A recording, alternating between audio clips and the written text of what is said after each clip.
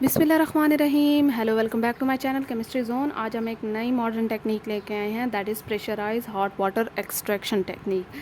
ठीक है, यहाँ पे हमारे पास टॉपिक से ही ज़ाहिर हो रहा है कि हमने क्या करना है, हॉट वाटर यूज़ करना है और साथ में प्रेशर भी यूज़ करना है। किस चीज़ के लिए? किसी भी अपने डिज़ायर कंपोनेंट को या कंपाउंड को नेचुरल प्रोडक्ट मीन्स कि हमारे पास ये जो प्लांट वगैरह है इनमें से एक्सट्रैक्ट करने के लिए। ठीक है, अगर मैं डेफिनेशन देखती हूँ तो मैंने ये शॉर्ट फॉर्म में लिखा है, pressurise hot water extraction is the technique use to extract compound from solid material particularly natural product using hot water under pressure.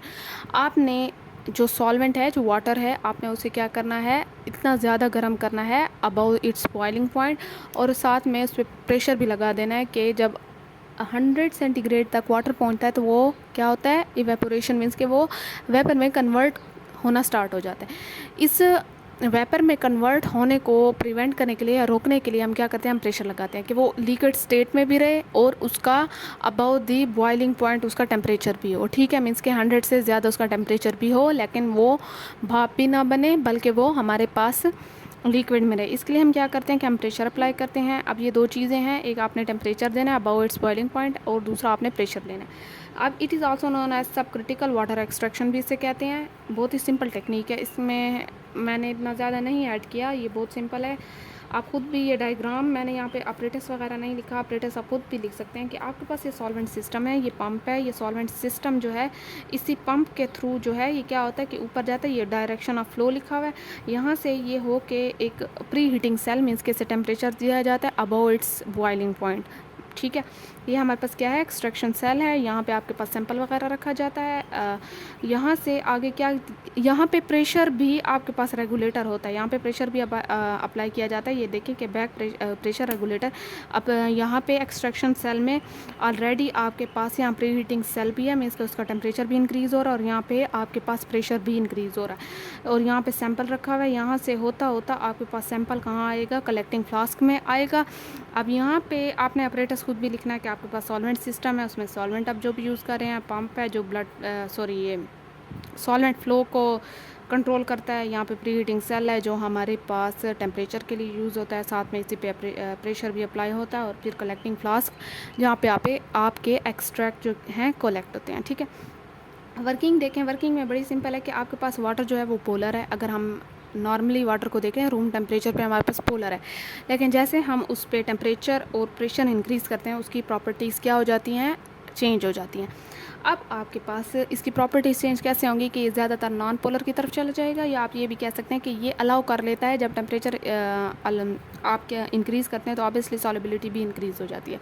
ठीक है, या प्रेशर इंक्रीज़ करते हैं तो इसकी हमारे पास प्रॉपर्टीज़ क्या होंगी, चेंज होना शुरू हो जाएंगी। अब ये पोलर और बोथ पोलर जो नॉन पोलर कंपाउंड है इसको डिज़ोल्व करेगा और यही चीज़ इसे वर्सेटाइल बनाते हैं। फिर हम क्या करते हैं, प्रेशर अप्लाई करते हैं। इसलिए अप्लाई करते हैं कि हमने इसका लिक्विड जो स्टेट है वो मेंटेन रखनी होती है ताकि टेम्परेचर से वो उड़ ना जाए, वेपर स्टेट में चेंज ना हो जाए। तो ये जो प्रेशर होता है और साथ में ये हॉट वाटर होता है, ये सैंपल या रॉ मटेरियल से गुजरता है, उसके अंदर के जो कंपोनेंट होते हैं टारगेट, उसे डिज़ोल्व करना स्टार्ट कर देता है।